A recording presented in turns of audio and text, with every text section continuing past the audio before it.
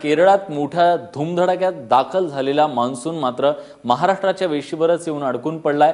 Monsoon राज्यात दाखल होण्यासाठी सध्या पश्चिम किनारपट्टीवर अनुकूल परिस्थिती नाहीये। अरबी समुद्रातून येणाऱ्या बाष्पयुक्त ढगांचा जोर सध्या ओसरलेला आहे। तसंच दक्षिणेकडून येणाऱ्या वाऱ्यांचा वेगही मंदावलाय। त्यामुळे कमी दाबाच्या पट्ट्याची तीव्रता कमी झाल्याचं वेधशाळेने म्हटलंय। गेल्या 3 दिवसांपासून मान्सून गोव्याच्या दक्षिण किनारपट्टीवर अडकलाय। राज्यात मान्सून दाखल होण्यासाठी वाऱ्याला गतीही मिळत नाहीये। त्यामुळे जोपर्यंत कमी दाबाचा पट्टा तयार होत नाही तोपर्यंत मान्सूनची जे प्रवास आहे तो पुढचा सुकर होणार नाहीये। हर्षदा स्वकुळ आपल्या प्रतिनिधी आता आपल्या सोबत आहेत। हर्षदा, मान्सूनच्या वाटेत अनेक अडचणी येत आहेत। कधीपर्यंत मान्सून पुन्हा एकदा सक्रिय होऊ शकतो, महाराष्ट्रात दाखल होऊ शकतो?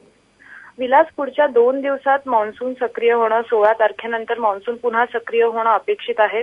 8 तारखेला आयएमडीने ऑनसेट डिक्लेअर केला होता आणि त्यानंतर 7 दिवसांचा प्रवास मान्सूनचा असतो महाराष्ट्रात पोहोचेपर्यंतचा। पण आज आयएमडीच्या वेबसाईटवर आपण सॅटेलाइट इमेज पाहिली तर त्यामध्ये ढगांचा जो व्हॉल्यूम आहे तो थोडाफार कमी झालेला जाणवतो। त्याचबरोबर नैऋत्य वारे जे येतात महाराष्ट्रात जे धडकणार आहेत ते सुद्धा त्या वाऱ्यांचा वेग कमी झालेला आहे आणि त्याचबरोबर आर्द्रता जितकी हवी तितकी सुद्धा मिळत नाहीये।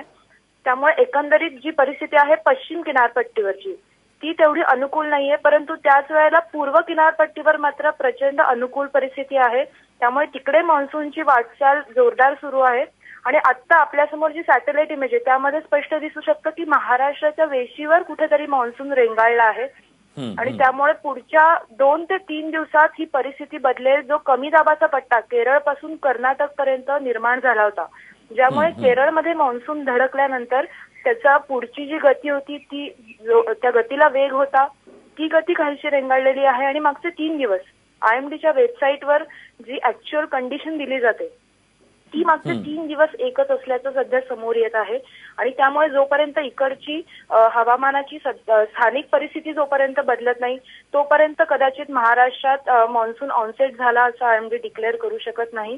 परंतु ही परिस्थिती नक्कीच 2 दिवसात बदलेल अशी आशा करायला काही हरकत नाही, कारण मान्सूनचा प्रवास हा रोज बदलत असतो, क्षणाक्षणाला अगदी तासातासाला ही परिस्थिती बदलत असते। त्यामुळे आता आपण ज्या प्रतिकूल परिस्थितीबद्दल बोलतोय ती परिस्थिती कदाचित पुढच्या 12 तासातही बदलून हे वारे पुन्हा जोराने व्हायला लागतील आणि तळ कोकणात आणि त्यानंतर पुढचा सगळा महाराष्ट्र ते अगदी गतीनं पूर्ण व्यापू शकतील अशी आपण आशा करूया। हर्षदा, तू मान्सून एक्सप्रेस मध्ये आहेस आणि या एक्सप्रेस मध्ये केरळ पासून ते महाराष्ट्रापर्यंत तुला काय जाणवलं?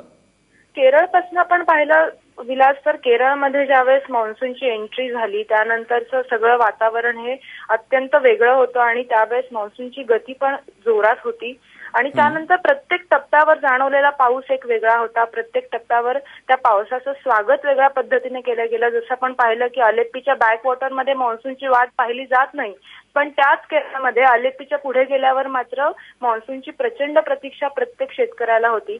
त्यामुळे मान्सूनचं जे रूप आहे ते प्रत्येक घडीला बदलत गेलं आणि जसं जसं आपली मान्सून एक्सप्रेस कोकणापर्यंत आली तोपर्यंत तर ही प्रतीक्षा आणखी वाढली होती महाराष्ट्राची सध्याची परिस्थिती पाहता आणि त्यामुळे तळकोकणात कधी एकदा मान्सून दाखल होतो याची आपण वाट पाहतोय मागच्या 3 दिवसांपासून।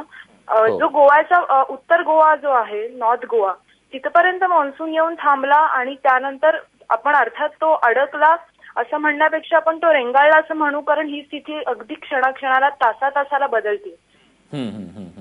धन्यवाद हर्षदा, तुम्ही दिलेल्या सगळ्या सविस्तर माहितीबद्दल। आशा करूया लवकरात लवकर हा मान्सून महाराष्ट्रात दाखल होईल।